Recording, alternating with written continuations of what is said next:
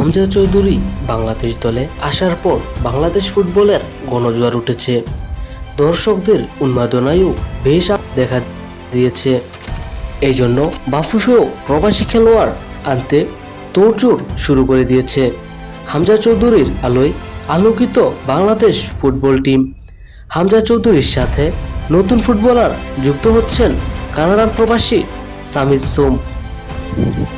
বাংলাদেশের হয়ে খেলবে কিনা তা জানাতে বাফুফের কাছে সময় চেয়েছে 2 সপ্তাহ, এটি জানিয়েছে বাফুফে।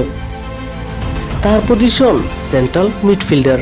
তিনি যদি কানাডা জাতীয় দলে জায়গা না পান তাহলে বাংলাদেশের হয়ে মাঠে নামাটা শুধুই মাত্র সময়ের ব্যাপার।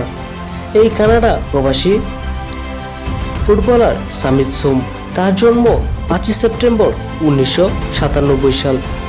বর্তমানে তিনি Canadian Premier League club Cavalry এফসির হয়ে মাঠ পাতাচ্ছেন। পরবর্তী আপডেট পেতে আমাদের সঙ্গে যুক্ত থাকুন।